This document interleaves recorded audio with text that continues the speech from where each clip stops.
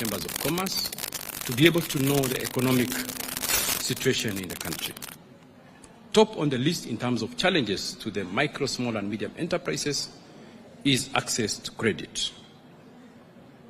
We have a number of infrastructure gaps, especially in cost of energy, roads, water, especially in the counties, market access and value addition.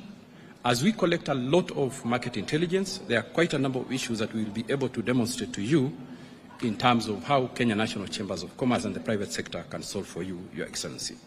In terms of this mismatch of skills and the technical vocational training, Your Excellency, is that for Kenya to achieve dual training, we have to move away from voluntary private sector attachment of students. The model that we have currently, Your Excellency, is that the students will learn, they will come to our businesses and our factories for a 3-month attachment. From moving around the world, we have seen, and I think we are suggesting a first kind of approach of incentives.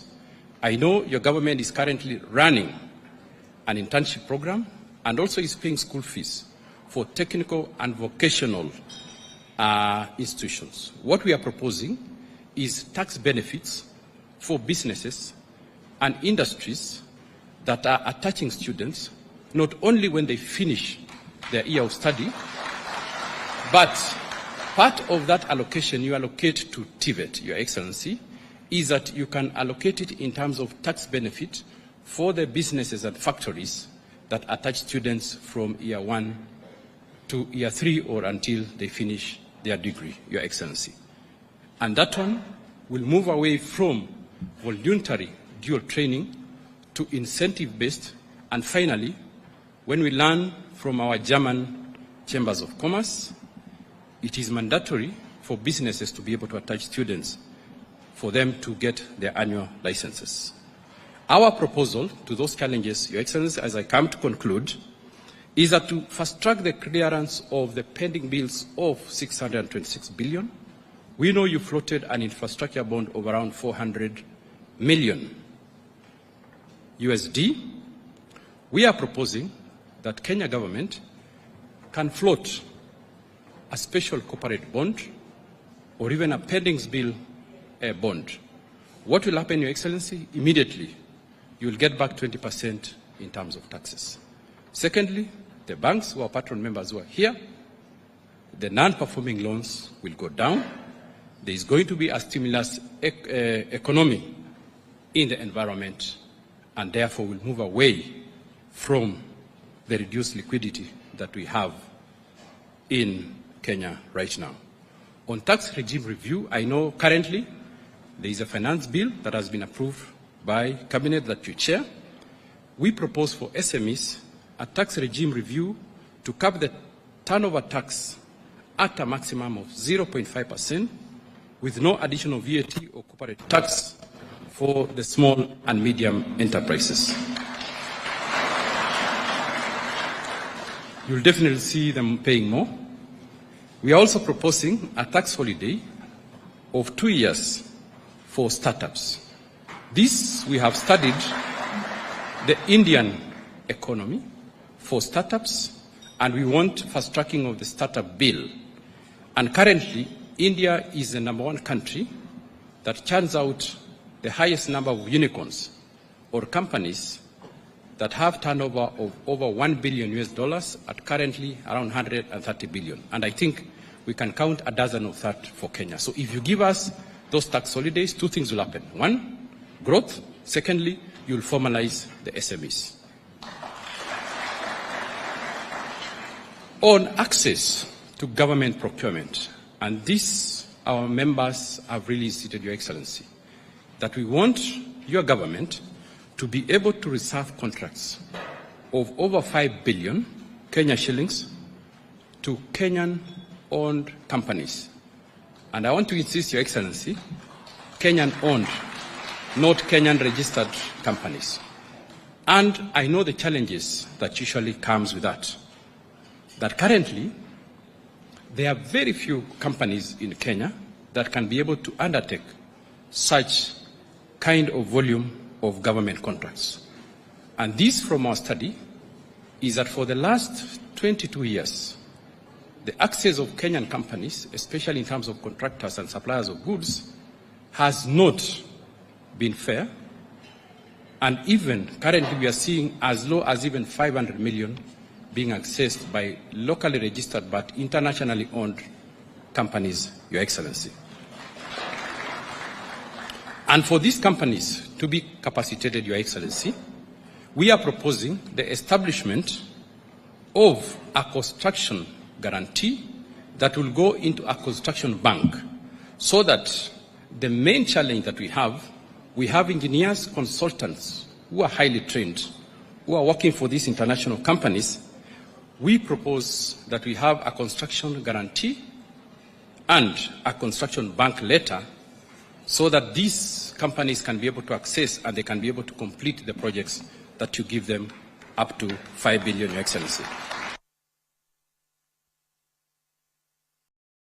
Foreign Affairs Cabinet Secretary and the Prime Cabinet Secretary, Honorable Mudavadi, we signed an MOU with Burundi Chamber. The President of Burundi Chamber told me that Burundi now is undergoing reconstruction. When they finish elections next month, they are going to reconstruct their parliament. They are going to reconstruct their palace. I can see it's going on here. And he told me he wants me to get Kenyan companies with capacity to be able to undertake those projects in Burundi that is being supported by IMF, World Bank, and other multilateral loans. It will be a very big challenge for me to get indigenous companies. Your Excellency, we have to build our Kenyan companies because Africa is looking at us. And actually, the Chamber President of Burundi told me, in terms of significance, he is number 3 in the country. And you can guess who is number 1 and number 2. And for us also to build the industries, because we have analyzed the environment, only 15% of the turnover of the manufacturing sector is owned by small and medium enterprises. 85% is owned by the large companies and majorly multinational companies. And this is for the last 60 years. We are proposing, Your Excellency, that as you proceed to develop infrastructure, the roads, water, kindly capitalize Kenya Industrial Estates, Kenya Development Industrial Corporation, Agricultural Finance Corporation. And I would want to invite you to a study that we've done in the world leading powerhouse in manufacturing. In 1989, there was a similar incident in China called Tiananmen Square, and we had it last year. When the population was told, and the private sector, we want you to develop the country, they didn't have capital. They started Agricultural Bank, they started Construction and Industrial Bank, they started development banks to give credit to the private sector in that country. And when we study, majority of the companies that come from that country, Your Excellency, were formed between 1990 and 1991. And currently, they are global companies. We would want to invite you, as Kenya National Chambers of Commerce, to modernize these institutions so that we can be able to grow Kenyan companies that can be able to compete globally in terms of access to credit. And we have done, we shall be demonstrating shortly, as Kenya National Chambers of Commerce, we are currently issuing collateral-free, low-interest single-digit loan with support from MasterCard. We call it Jinwe program. And I'd like to appreciate my predecessor, Richard Ngatia. Thank you very much. It started during COVID time. He's mentored me. Recently, we have trained over 31,000 micro businesses. We have issued 26,000 with loans across the country of 400 million. I would like to give you 2 examples, Your Excellency. In Samburu, there's a lady called Doreen. She owns a company called Genco. She exports beef from goats. We gave her 14 million. She was able to redistribute the 14 million to 300 women to buy goats, fatten them for between 1 month to 3 months, Your Excellency. And over 1 year, she has managed to increase her turnover to 6 tons weekly, and in terms of money, 63%. I want you to think in terms of your agenda of increasing exports. The challenge was getting quality goat meat. She didn't have money to give to the women who are her suppliers. Her suppliers were given money in advance for 3 months to fatten the goats. She has increased her turnover by 63%. Currently, we are exporting 1 trillion. If we have a credit system to the exporters, we can be able to increase our 1 trillion exports to maybe 1.6 trillion and reduce the trade imbalance in terms of traders and goods. In manufacturing, we got a young lady from my city, and thank you for coronating Eldoret City as a city. She was working in one of the industries that closed. They manufacture plastics. She was trading in groundnuts. We gave her 7,000. 1 year, 3 months ago, she started making groundnut butter in a 1-bedroom house. She started selling. She came for another 20,000. She grew her capital. She bought a baking equipment still in her house and hired another extra room. I know KEBS will not approve, but she's currently baking bread made of peanut butter and wheat flour, and she has employed 2 other people. With this success, Your Excellency, we would like for you, Your Excellency, to allow KNCCI.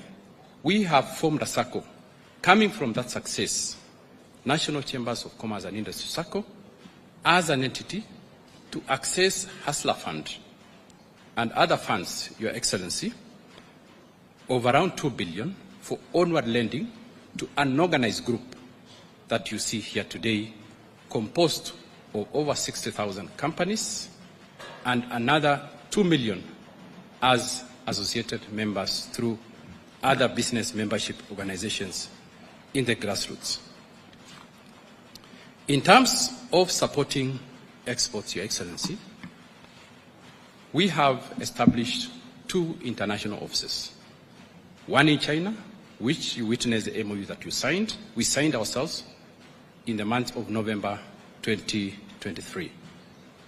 Since we opened that office, we have exported Kenyan goods worth 650 million Kenya shillings, composed of a young lady who would have never dreamt of accessing international market. She is currently exporting leather products, belts, and wallets. Who would think that a young lady of 34 years would be able to access international market? They can only access it through an organized business membership organization like Kenya National Chambers of Commerce and Industry. In terms of agriculture, we are going to demonstrate our solution by our ICT committee of the chamber. They've been able to streamline the dairy sector. We want you to support that and run it as a government program. In the mining sector, Your Excellency, they have told me we need reforms of the mining, establishment of a mining regulatory authority to be able to be issuing license.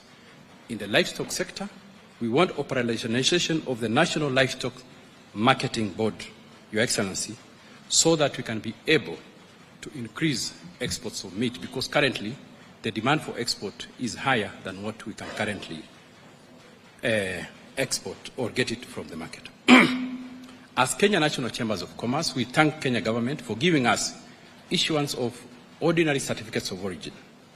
But we would like to request government, as it is happening globally, as chambers of commerce, that you could give us the issuance of preferential certificate of origins, that is the ones for AGOA, East African Community, COMESA, and the ACFTA, so that we can continue doing the international trade and market in Kenya efficiently, like the demonstration that we have done across Africa, and even opening our offices in China and Dubai. So that we can be able to compare ourselves with peers, such as the American Chamber, and these are the top 5 leading economies in the world. The German Chamber, the German economy is the largest in Europe, the Turkish Chamber, and the Chinese Chambers of Commerce and Industry, is that we are proposing Kenya National Chambers of Commerce and Industry, and the whole AGM is here, and they have proposed, Your Excellency, that we want to establish a statutory body as Kenya National Chambers of Commerce, which will be able to have representation from all sizes, all sectors of the economy, so that we can build a very strong chamber.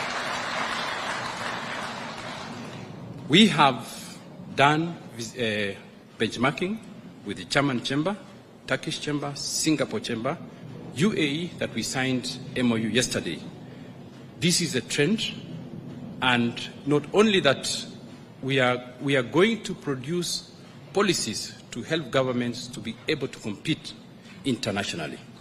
So we would like you to support us when we go to Parliament, and we have discussed that with the Ministry of Investments, and thank you for giving us the CS and the PS. I've briefed them already. I've also met the Chair of Trade in Parliament, and they are waiting with bated breath, and they have promised us that they will pass it with speed.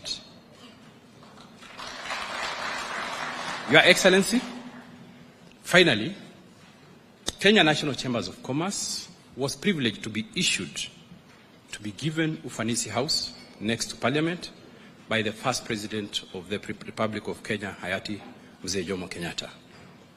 Unfortunately, in 2014, because of security reasons, there was a threat to our Kenyan Parliament. The parliamentary square was cordoned. That included our Ufanisi House with other buildings. We are proposing, Your Excellency, and we have discussed this with the Speaker of the National Assembly,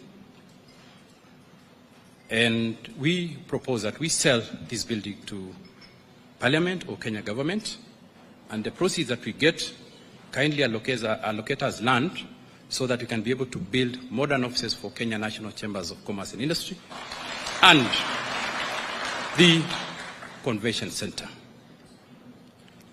so that we stop being squatters and we are the captains of the industry. Finally, Your Excellency, we would like to present a few demonstrations of what the Chambers of Commerce and the proposals from the agriculture sector, digitization of agriculture, and reviving manufacturing sector, mining sector, and exports. As I finish, Your Excellency, I really want these teams to take 2 minutes to be able to, 2 minutes each, to be able to demonstrate.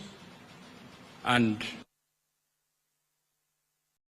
I would like our Chamber Vice President, who is a large exporter of coffee, tea, to be able to give us some insights on how we can be able to grow our exports.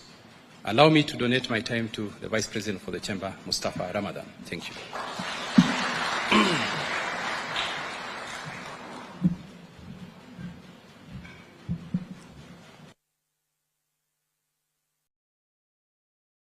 Excellency, Dr.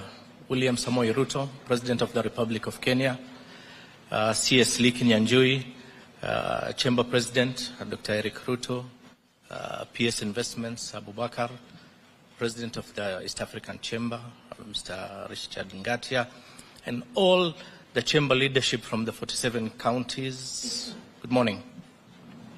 Your Excellency, let me start by thanking you for inviting the leadership to come and meet you today. In you, we have a strong partner, and in the Chamber of Commerce, you have a very strong partner to support you in your agenda. And I want to start by saying Kenya belongs to all of us. And as has been said before, ask not what your country can do for you, but what you can do for your country. And that is one of the agendas that actually brings us here today.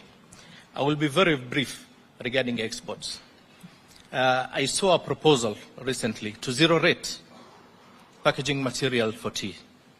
This will go a long way in value addition. I mean, as we all know, VAT refunds take a lot of time, so this zero rating will go a long way in supporting businesses' value add. And I want, Your Excellency, as you have given us your hand with that proposal, I want to propose, since we have all the AGM here, and I will start with myself, we will meet you halfway. I want to propose a common user facility. Okay?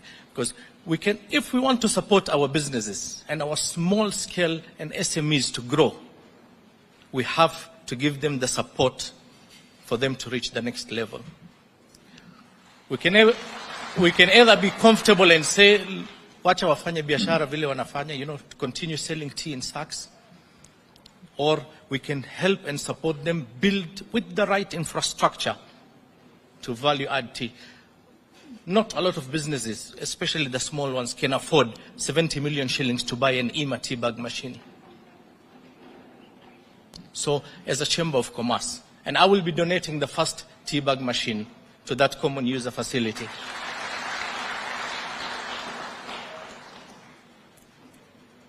I want us to give them support of tea liquorers to develop Kenyan tea, which is already very good, by the way, but different markets have different test requirements. We want to give them liquorers, to help them with the blending of that tea.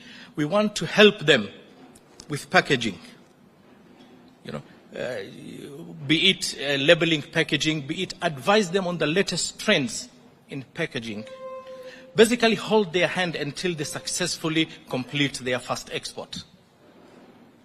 In 2023, I believe, CP, we accompanied His Excellency to Congo Brazzaville with a delegation of business people. And I want to inform you, Your Excellency, that as we speak right now, several of those businesses that accompanied us have permanent business setups in Congo Brazzaville and Congo Kinshasa right now.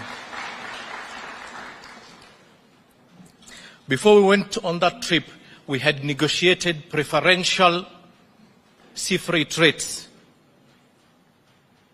to the ports of Boma and Matadi. Before we went to Congo Brazzaville, we already had solutions to make logistics very competitive, and I'm very happy to report that we already have exports. There's a lot of conversation about intra-Africa trade. The conversation is always, we are at 17%, but the conversation we need to have is how do we take it from 17% to 34%, and from 34% to 68%. One of the ways that we can do that is the collective bargaining with the shipping lines. It's about competitiveness, nothing else. I recently had the honor of leading a delegation of Kenyan business people to Saudi Arabia. I believe, and in partnership with the Ministry of Foreign Affairs, Your Excellency, we had one of the most successful outward business delegations, because while we were still in Saudi Arabia, one or two of them flew back to Kenya for samples to go back to Saudi Arabia for testing sessions, and I'm proud and happy to say they have signed agreements to supply and roast coffee in Saudi Arabia. One of the companies has 100 branches. A significant step, not only export of raw coffee, but value-added coffee. Food security. I mean, there is no society that has prospered without sorting their food security. One of the issues that came up strongly from Saudi Arabia is they want to invest in farming in Kenya, but where does our interest lie? So we have a conversation. Some of them want 100,000 acres to do, alfalfa for animal feed. But the proposal we are giving them is this is going to be done jointly with Kenya. We will not sell them the fodder. We want them to have their animals in Kenya for the milk, for the meat, for the hides, And it is in principle, they're in agreement. Very soon, a delegation of those companies will be coming to Saudi Arabia. The first thing that they want to do, and this again is from their experience in Sudan. They invested a lot in Sudan and the war, and I told them Kenya is not Sudan. Kenya is a stable country. They are coming here with the variety of fodder that they want to grow, do model farms, and based on that, they can scale these businesses. Lastly, Your Excellency, SMEs, something that has been spoken about a lot but is yet to be fully understood. We did a mapping of 31,000 businesses, SMEs in Mombasa, to try and find out where they are, the size of the business, who owns the business, what sector they are in, what challenges they have per sector. And we came up with a report, and it was a very interesting report. Together with the government, we can formalize these businesses. We need to bring them to the formal fold. Some of them have very good ideas, very good businesses that can and should be scaled up, and we as chamber leaders, and some of them are here. Some of them not only leaders but also business people who deserve to be helped to scale up their businesses, and that is one of the mandates, and we intend to do that. We have a plan for that, to scale up and digitize these businesses. One of the things that I really, really insist on is, okay, we have signed all these free trade agreements, but how do we support the small businesses? So we already have formed a committee that will be, helping these small businesses, making them aware of all the opportunities and helping them to comply with all the requirements until they are successful exporters to those markets. So again, Your Excellency, thank you very much. In you, we have a strong partner. And in the Chamber of Commerce, you have a strong partner. We are here to be part of the solution, not part of the problem. God bless you, and God bless everyone from the Chamber of Commerce. Thank you.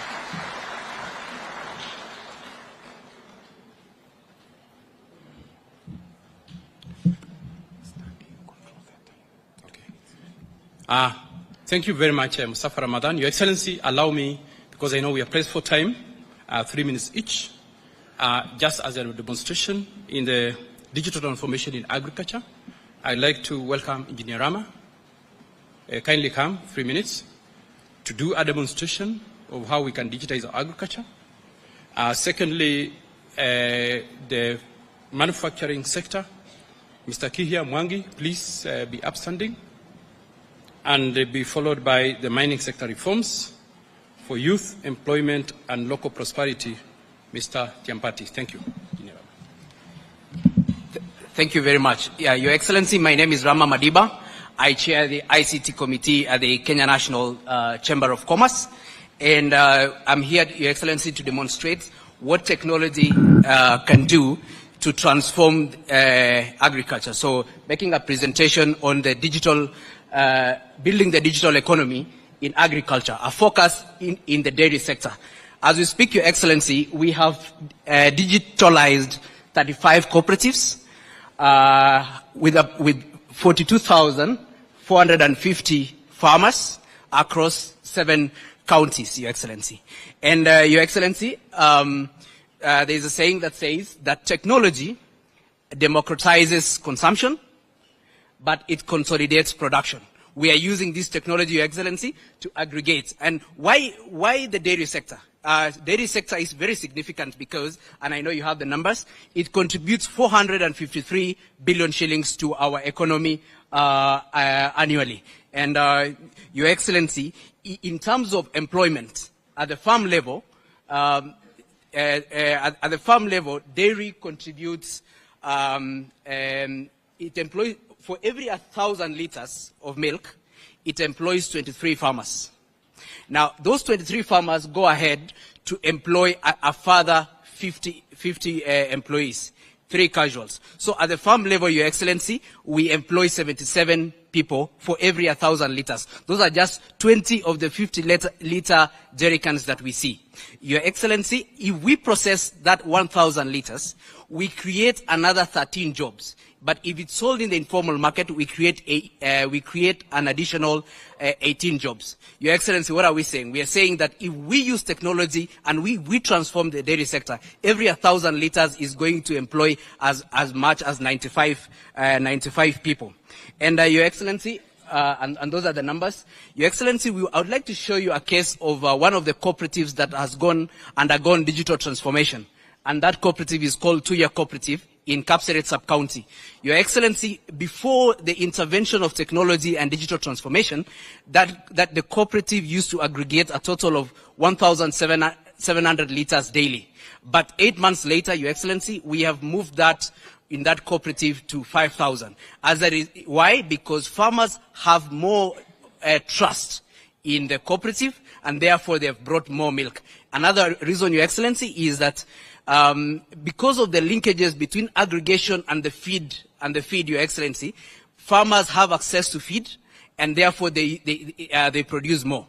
Your Excellency, as you can see, when we started at the baseline, what appears as April, the cooperative used to aggregate a total of 53,000 liters, which is worth 2.6 million.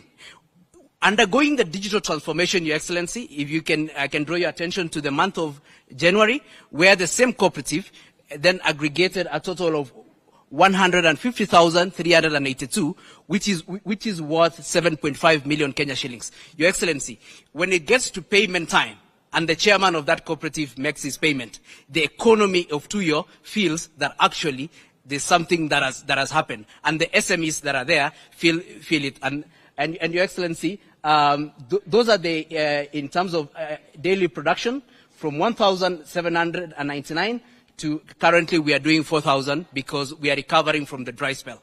Next. Yeah, more importantly there, Your Excellency, is that when we touch feed, that is when we are really moving the needle in matters dairy production.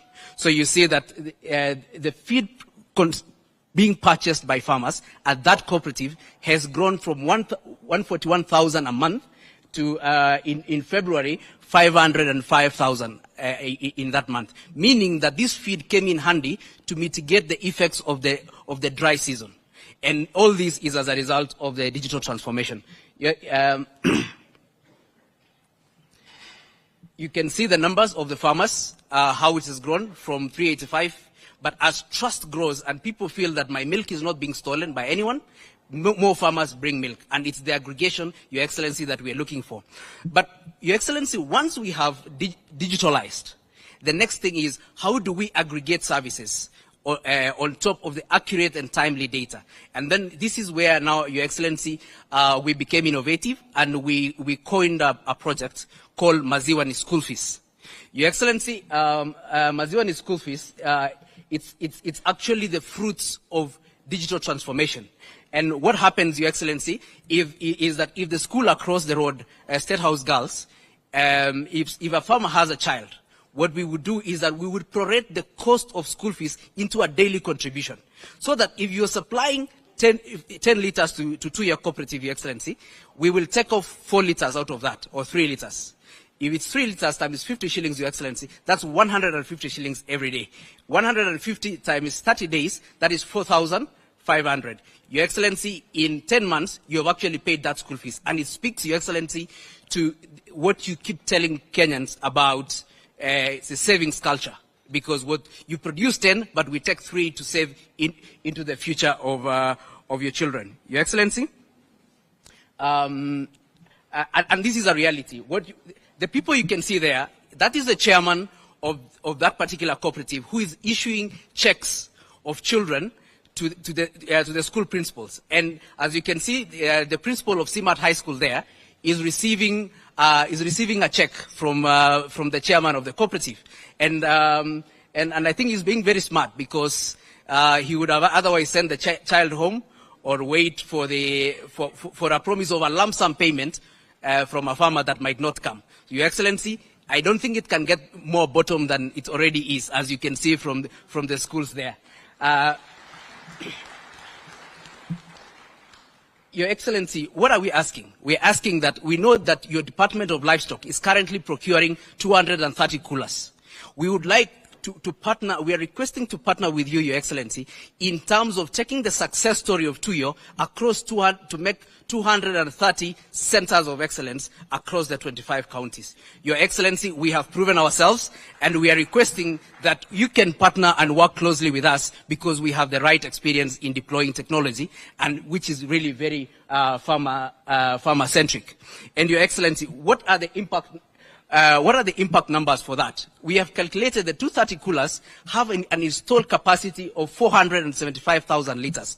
Going back to the presentation earlier, that every 1,000 liters will employ around 90 people. Your Excellency, we are going to create 42,750 jobs across 25 counties.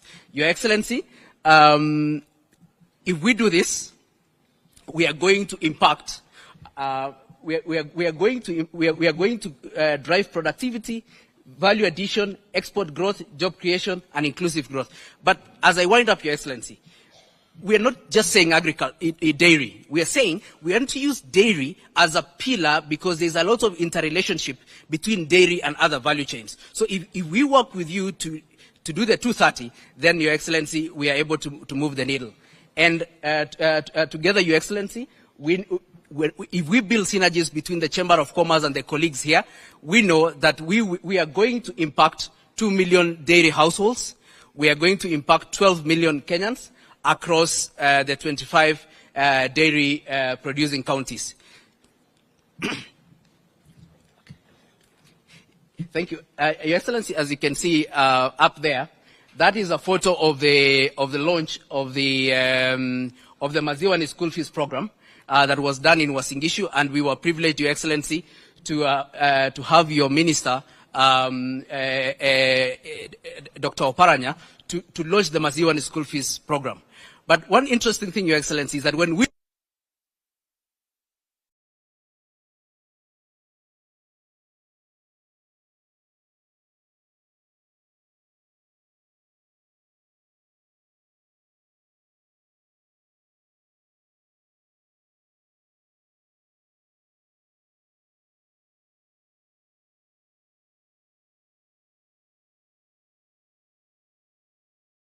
our health. Thank you very much, Your Excellency, and God bless.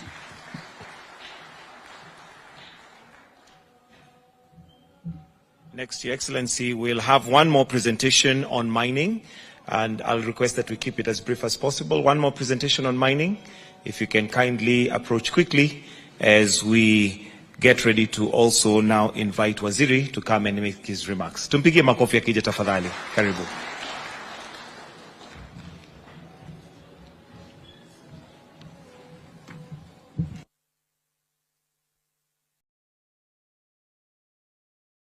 Ruto, President of the Republic of Kenya, distinguished guests, members of the Cabinet, Chamber President, Chamber Vice President, all protocols observed. Good afternoon. Now, my name is Joshua Tiampati, and I might be the youngest person in this room, and so I stand here with confidence as the Vice Chairman of the Mining Committee at the Kenya National Chamber of Commerce and Industry. Your Excellency, every presidency is remembered for something, a road built, schools launched. But what if your presidency would be remembered for lighting something deeper? Something buried beneath our feet, but alive with untapped power. Today we speak of the mining industry, but not as it has been spoken about in the past. We speak about it as a national opportunity hidden in plain sight. A vehicle for youth and a legacy not built from above, but from the bottom up. So before we ask for anything, we must commend you, Your Excellency, on what your government has done. In 2023, October, your government took swift action to lift the moratorium that has suspended all mining activity across the country since 2019. This decision has opened doors and has rekindled hope. Kenya is ready for responsible mining investment. And of course, even the cadastre system that issues licensing has been a method that we have used to streamline licensing in the country. Your Excellency, we give you your flowers.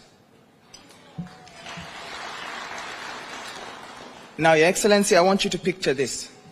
A young man, 26 years old, in Ikolomani, wakes up at 4:30 a.m., descends into a narrow pit, only with a pickaxe, no helmet, no license, but with hope. He does this every day, trying to feed his family. He's not a criminal, he's not a rebel, he's one of the million. 1 million artisanal miners across the country, with 5 million mouths to feed. Families held together by informal and unregulated labor, and in Migori alone, we're talking about 160,000 artisanal gold miners. These are not just statistics, these are the builders of the nation. So we may ask, what exactly is this informality costing us?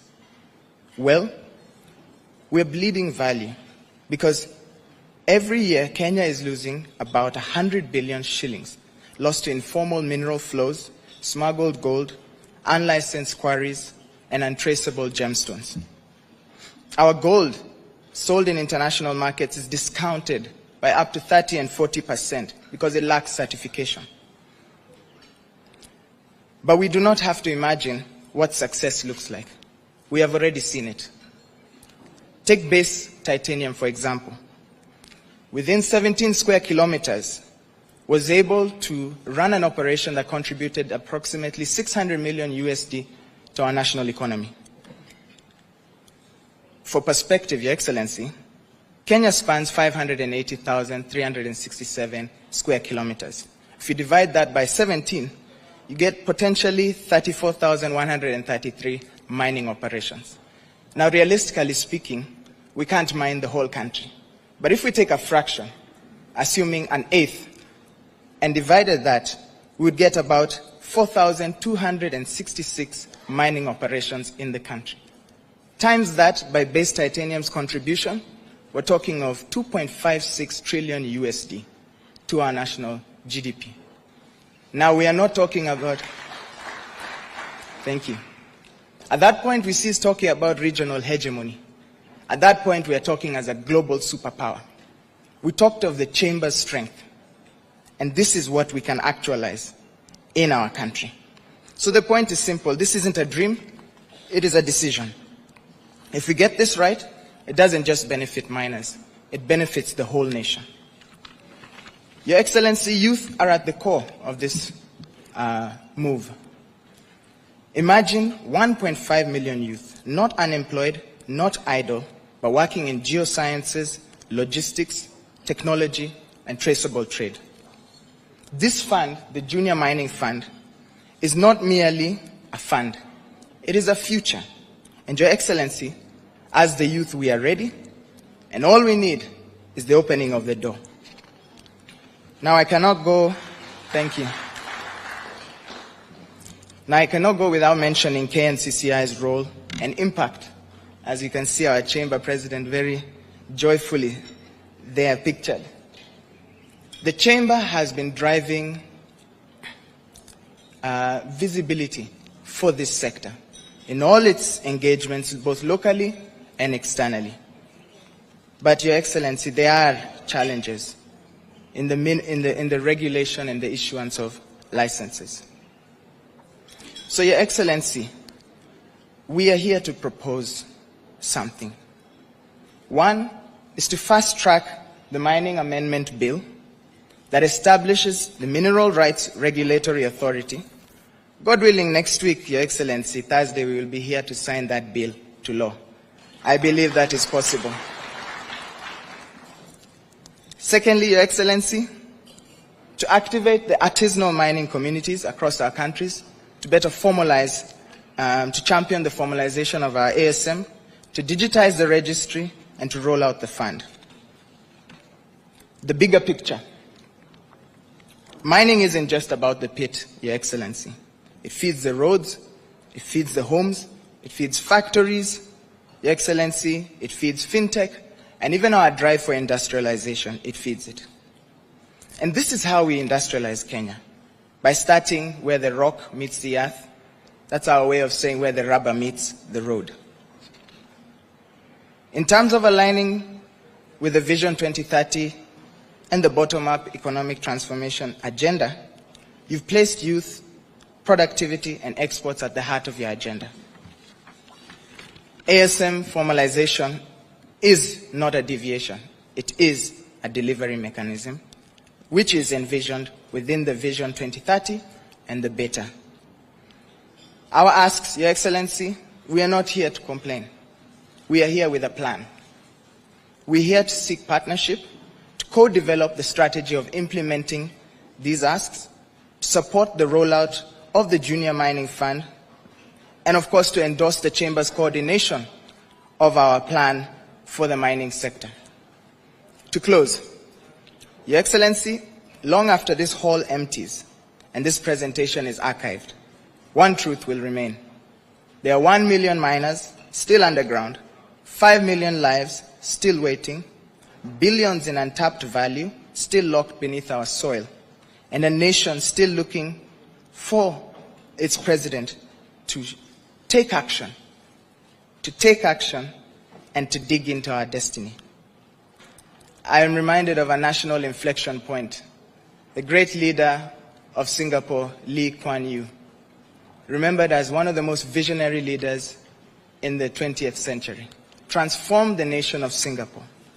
Your Excellency, today right here is a moment of a national inflection, which I believe you can champion.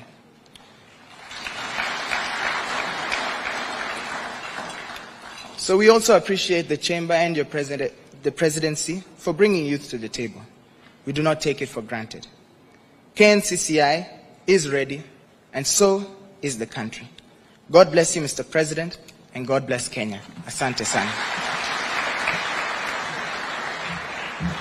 Thank you. Another round of applause for him. What a clarity he has given in regards to the potential that we have. Your Excellency, with your permission now, allow me to invite the Cabinet Secretary for Investment, Trade and Industry, Honorable Lee Kinyanjui, to make his remarks and in turn invite His Excellency. Why don't we put our hands together as we welcome Waziri. Welcome.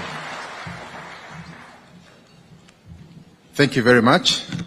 Your Excellency, the President of the Republic of Kenya and Commander-in-Chief, Dr. William Samoei Ruto, the President of the National Chamber of Commerce, Dr. Ruto also, my PS and all invited guests, allow me to take this opportunity to thank the President for making time to hear the business people.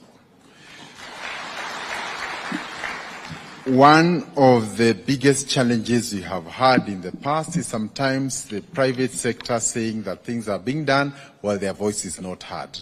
Now you are here, your issues have been heard.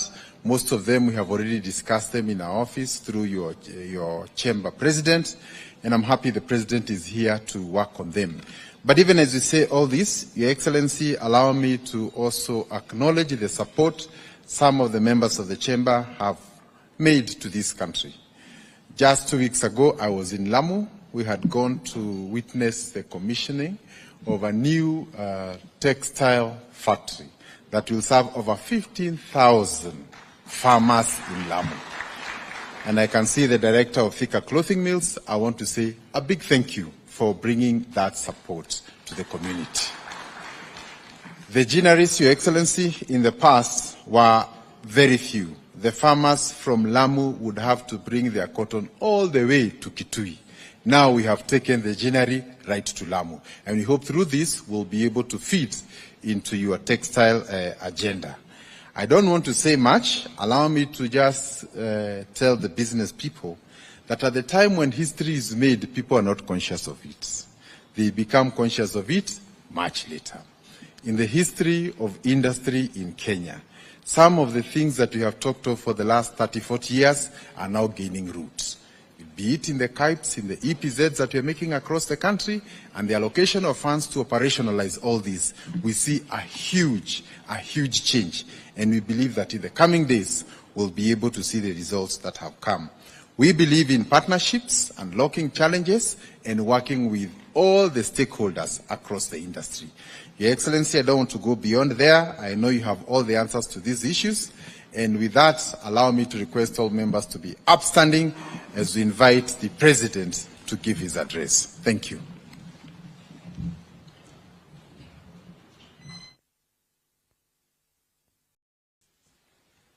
Thank you very much, Waziri. Please, let's take our seats. Asanteni sana.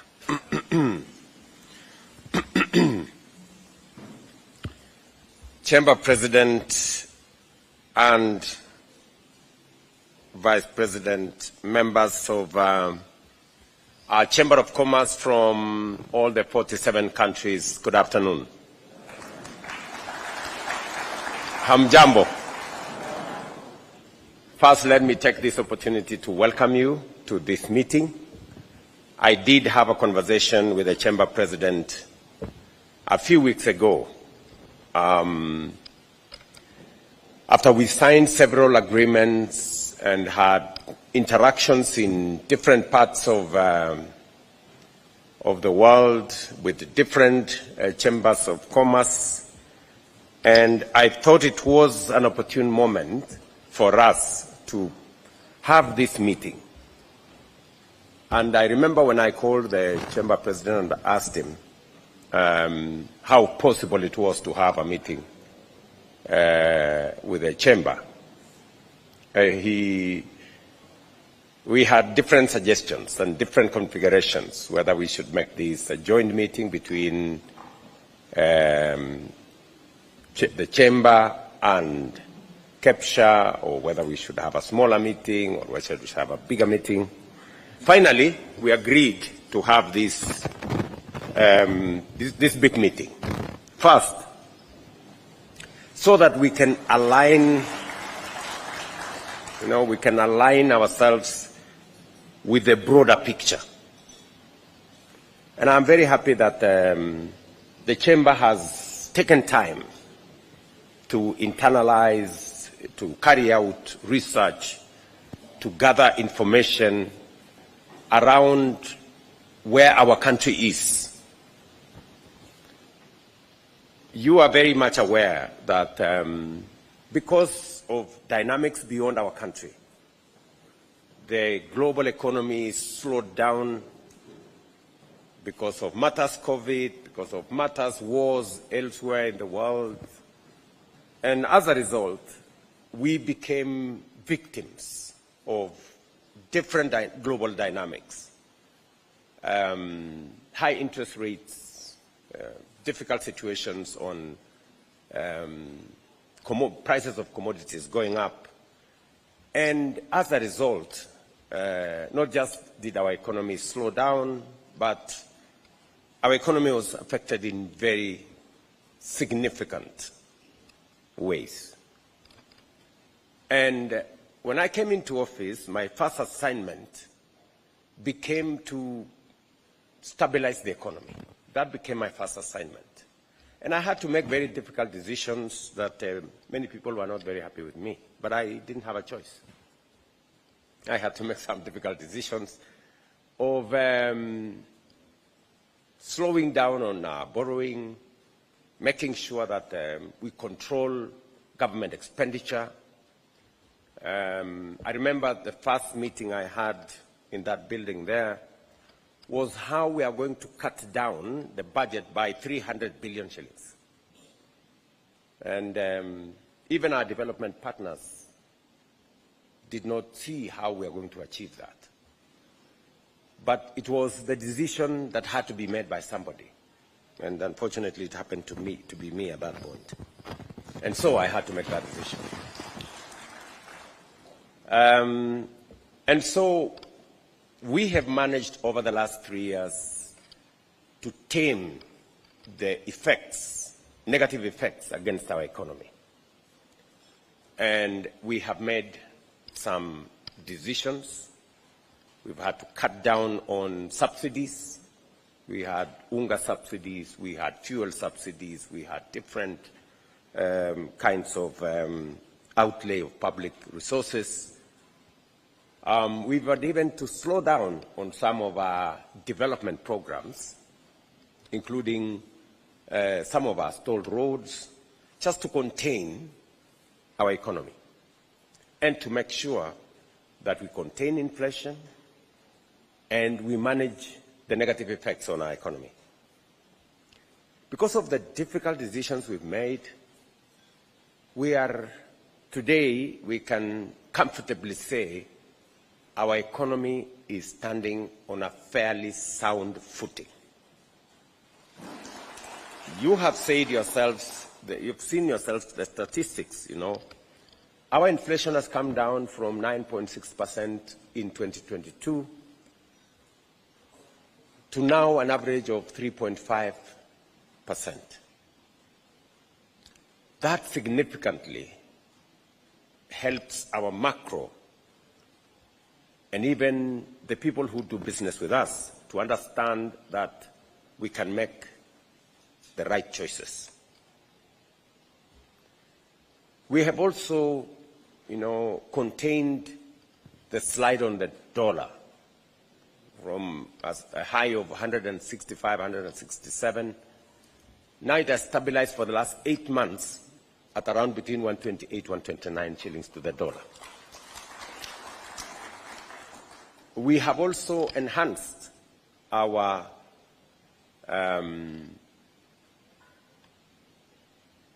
foreign exchange reserves by another almost $2.4 billion. And therefore, our treasury bills have come down from 18% in 2022 to now 8%. Treasury bills. We're looking at an economy that is now beginning to look up. It is you, the people in business, who understand these numbers. The countries that did not, for example, take the kind of steps that we did ended up in a much more difficult place than we are. And in fact, some of the countries did not take the difficult decisions that we took, have had a beating on their economy. As you know, Kenya has surged forward. Our economy has grown over the last 2 years, and we've grown past Angola, we've grown past Ethiopia. We're now the 6th largest economy in our continent. The IMF just announced it 2 weeks ago. And it's largely because we made the right decisions. Our neighbors, for example, their currency was devalued by 100%. Just imagine if the Kenya shilling was devalued from 130 to 260. We wouldn't have a country, right? So it has taken some, painstaking decisions to make sure that we consolidate our economy. And it is the first assignment any responsible government must undertake. We must also, as we talk to business, as we consolidate our economy, we must also look at credit available to the private sector. Because if we crowd out the private sector by borrowing from government, it becomes very difficult for the private sector to grow. It becomes impossible for MSMEs to thrive. And therefore, among the things we must do as a country, and it is one thing that I thought I would share with you, is to grow our savings. We have to intentionally, deliberately grow our savings. investment, I am told by economists, is a function of savings. If you haven't saved, you cannot invest. It's just as simple as that. And therefore, we must look at savings as a percentage of our GDP. And we must learn from what other countries have done. Today, savings as a percentage of GDP in Kenya is about between 10 and 12%, depending on which formula you use. If we compare ourselves to other countries, let me use, for example, China, it is 55%. Savings as a percentage of GDP in China is 55% of their GDP. It means citizens understand the importance of saving. And saving comes in different ways. Statutory savings, we have savings that come as a result of people pulling together. We have savings that come as a result of SACCOs and cooperatives and other interventions. But we must incentivize savings from a public sector perspective. The public sector must lead in shaping the savings culture of a nation. It is the reason why, for example, if you go to Uganda, they save 10%. Every person who works saves 10% of their salary. And government also contributes to the saving of, the employer, for that matter. Same thing with our brothers and sisters in Tanzania. These are two neighbors. Just to mention to you that these two countries have been doing it for the last 15, 20 years. In Kenya, we haven't quite, we've had a problem. And that is why up to 2023,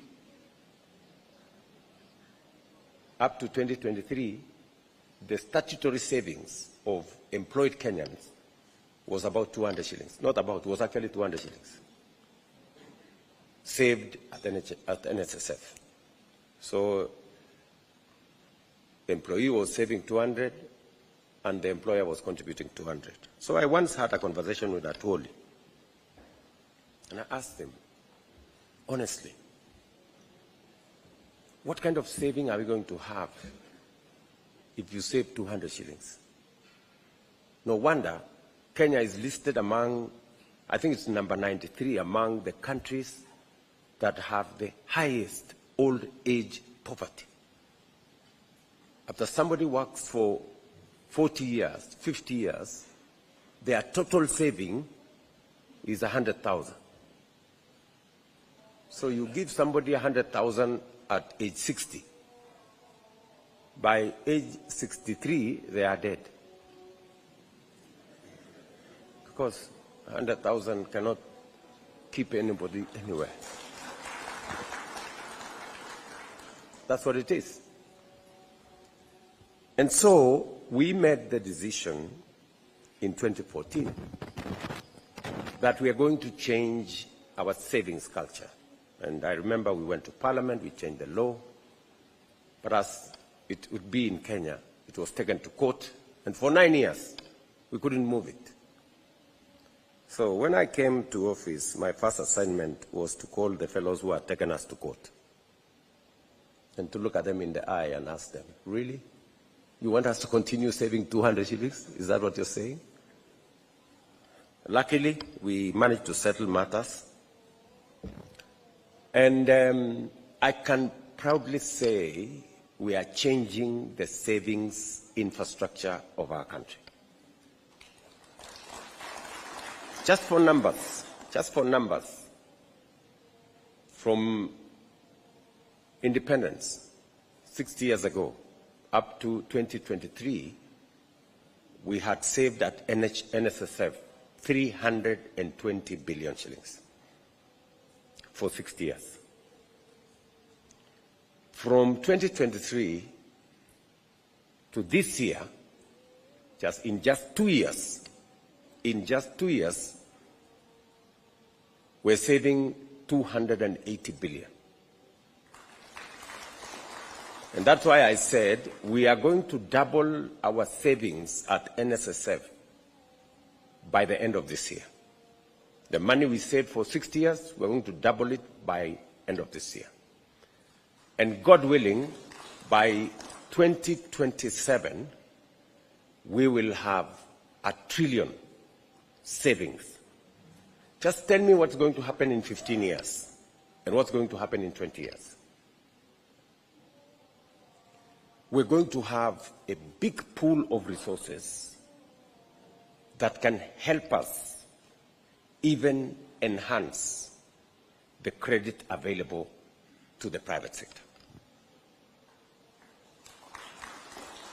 Because the problem we have in our country is that we do not have patient money that can wait for 15 years, for 20 years.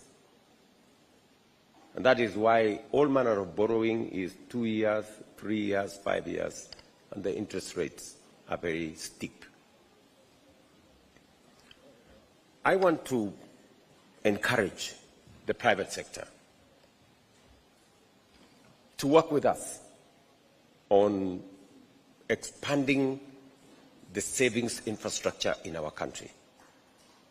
I want to ask the Chamber of Commerce to think about how do you play a role in making sure that together we facilitate savings so that we can use those savings for investment and we can begin the journey to make credit available to as many people as possible, especially the people who need it most in the micro, small, and medium enterprises. Because of what we have done, it is my expectation, and that is why I have a central bank in our midst. It is my expectation that the interest rates, the T-bill interest rates that are coming down, the interest rate regime that is, we are consolidating our place, and we are reducing on borrowing. We are looking at other ways of facilitating public investment that avoids borrowing. And I will give you examples. Today, we have contracts of close to 300 billion Kenya shillings in our housing program, in our markets, and in our hostel infrastructure. 300 billion.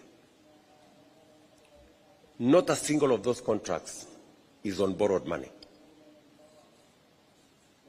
There is no housing development we are doing on borrowed money. There is no market we are doing in Kenya on borrowed money. We have a different, funding mechanism. Again, we have gone to the market outside our debt book to develop instruments for developing our road infrastructure.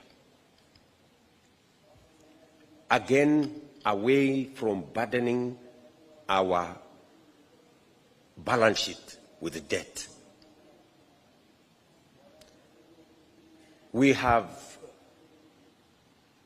building Talanta Hela here, one of the big stadiums, again away from debt on the balance sheet of the government of Kenya. We are building Bomas of Kenya away from debt on the balance sheet of Kenya. We've just concluded discussions with partners to do the road from Mau Summit here from Rironi all the way to Mau Summit and eventually to Malaba. It will not be built on debt. It will be built on investment. We've agreed to extend the railway from Naivasha all the way to the border and into the rest of the East African community. Yesterday, we signed an investment instrument with UAE. They will be participating as an investment, not as a debt to the government of Kenya, to extend the railway. So, these are alternative instruments for funding public infrastructure without burdening our citizens with debt on our books. And I'm saying this so that the Chamber of Commerce,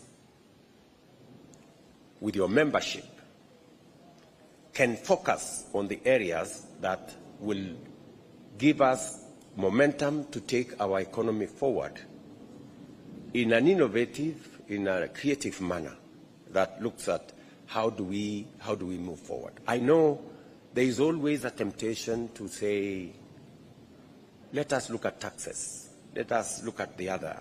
But there are instruments that go beyond tax that we can use to drive our development. I will be willing and ready with my team for us to have an engagement with the Chamber to look at alternative instruments of funding. How do we raise resources for our industrialization? How do we raise resources for our value addition interventions? How do we, work together to look at how we can drive our economies forward? Let me give you another example. We are currently working with the counties on matters to do with supply of equipment for our hospitals. In our past engagement, we bought very expensive equipment. I think we spent close to 60 billion shillings. MRIs and ICU equipment and all manner of equipment. Some of them did not work, but we had already paid for them. Some of them worked sometimes, but we had already paid for them. Some of them, thankfully, 80% or thereabout worked. But this time round, we have decided to be innovative. So we sat down with the manufacturers of this equipment, and we have told them, please come and place your equipment in our hospital. We will pay as we use the equipment. For every service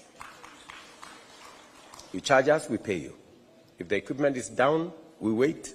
When it is up, you charge us, we pay you.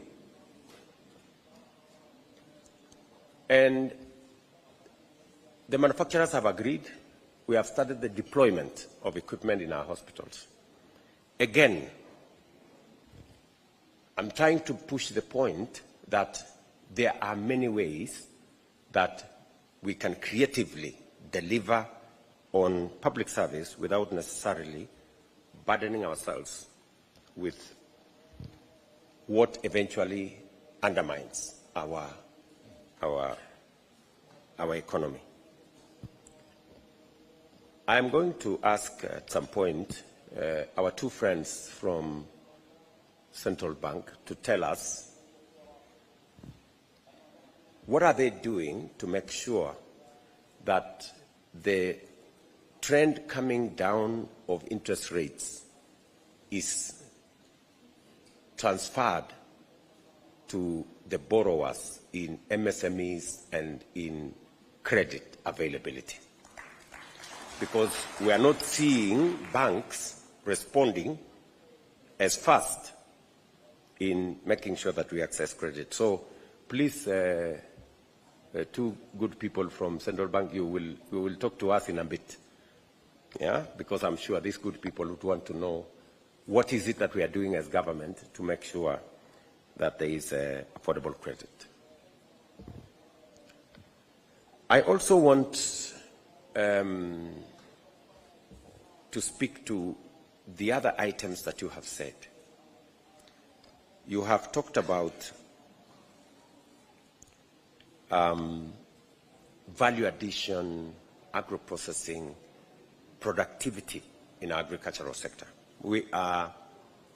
Agriculture plays a very central role in our economy. And therefore, we must focus on productivity of our agricultural sector, but much more importantly also focus on value addition, processing, and also opening up of markets. As you are aware, we have different market infrastructure that have been said here by the Chamber President and all the other people who have talked. We have the ACFTA, we have the East African Community, we have COMESA, we have signed an agreement, the first ever as a country with the European Union, the Economic Partnership Agreement with the European Union. We've just concluded an agreement with UAE, the Comprehensive Economic Partnership Agreement that now is undergoing ratification in Parliament.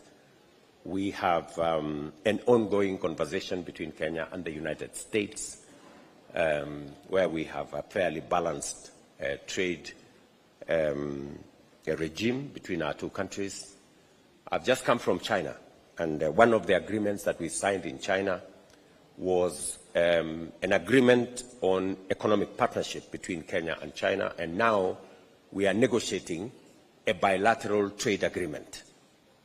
We have asked our friends from China that because we buy goods from their country of approximately 600 billion Kenya shillings, and they buy goods from Kenya of only 300 million Kenya shillings, that trade imbalance is serious. And therefore, we have negotiated with them. There will be negotiations in the next 3-4 months that will focus on us having greater access to the Chinese market for our tea, for our coffee, for our macadamia, for our avocados, for all the other products that we produce in Kenya. I expect the Chamber to be part of that conversation. The discussions have begun, and the minister here was with me in China. So, Waziri, let us bring the Chamber on board, because we have a big market in China. And I listened to the Vice President of the Chamber.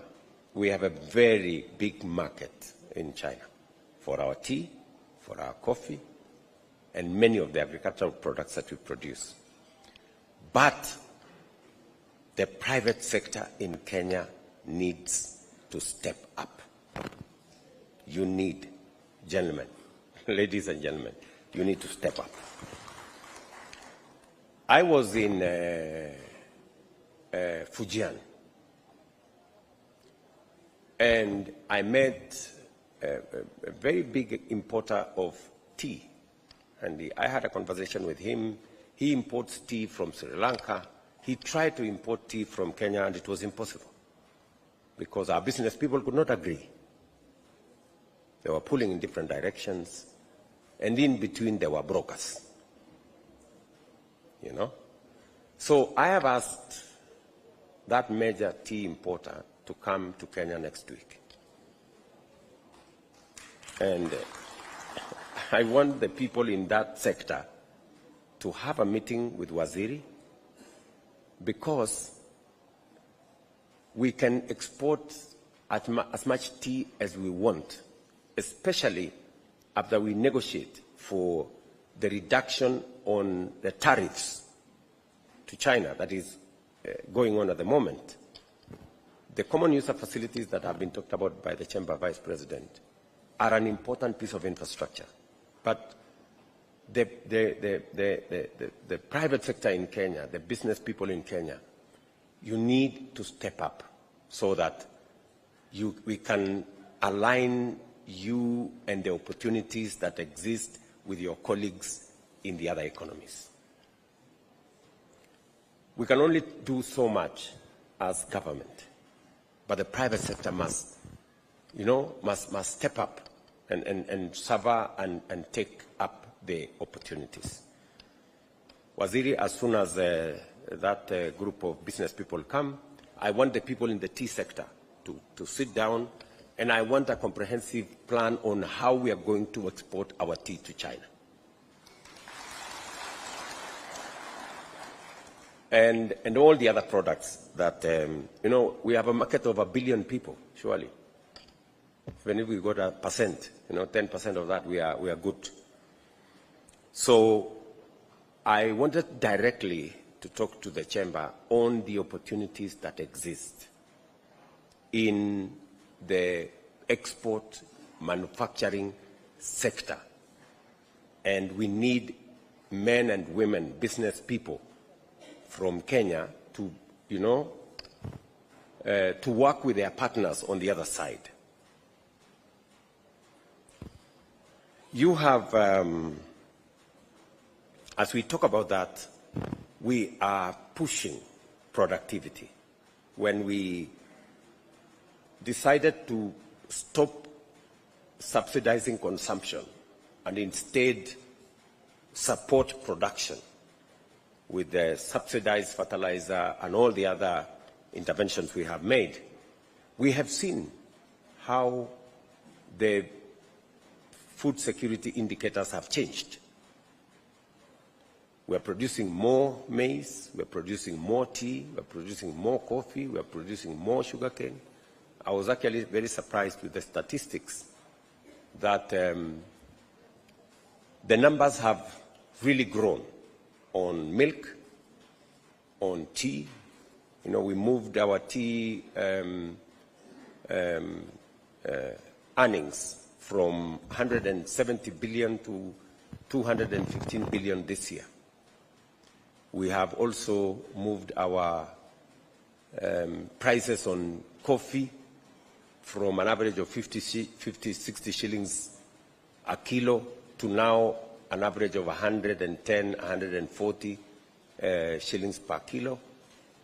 Our sugarcane production is growing by leaps and bounds. I am actually surprised that very many regions in Western Kenya that did not grow sugarcane, all of a sudden, I see sugarcane growing everywhere, in Bungoma, in Uasin Gishu, in Nandi County, in Trans Nzoia, and in many other parts of our country. In fact, area under sugarcane has grown in the last 2 years by 200,000 acres. And cane that is being crushed has grown from 490,000 metric tons in the last 2 years to 815,000 metric tons this year. A growth of almost 70%. And the imports of sugar into Kenya have dropped by almost 60%, in fact 70%. And we have since licensed another 4 sugar factories, private sugar factories, that are now undergoing construction. I think 2 or 3 of them will be ready before the end of this year. And we have also taken our reform into that space. We are concluding by the end of this week, we are concluding the leasing of all the government-owned sugar factories so that the private sector can bring in capital, they can bring in expertise, and help us unlock the potential in that area. We paid For example, last year, we paid 1.7 billion shillings to government-owned sugar mills to go and pay farmers, to go and pay workers. Farmers who never supplied cane to government, and workers who did not work for government, but we went to pay for them. Then I'm asking myself, what happened to the sugar that was being crushed by these mills, and what happened to these workers? Why are we paying workers that did not work for us? You know? So it's just the essence of taking the decisions that we must and get the private sector. The government has no business running sugar mills. Absolutely. We have no business running sugar mills. It is the work of private sector members of the Kenya National Chamber of Commerce should be running those sugar mills. Please, Mr. Chairman, Mr. President, go ask your members to go and run those sugar mills. My hands are already full doing other things. So, so the private sector needs to be part and parcel of what we are doing. So as we enhance productivity, members of the Chamber of Commerce must take up value addition, agro-processing, export.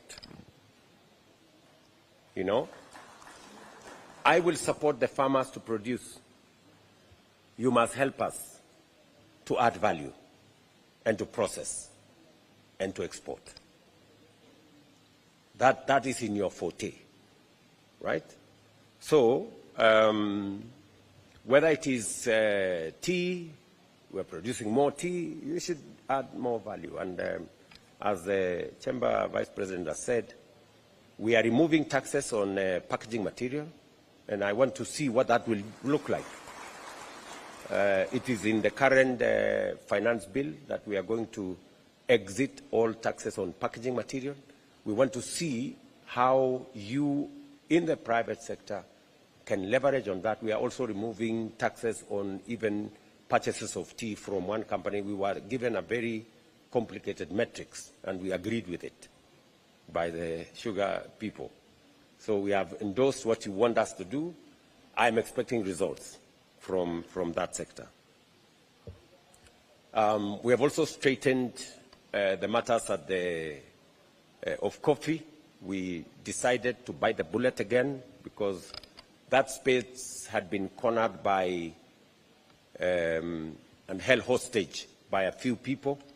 We have now democratized that space. We have changed the licensing regime.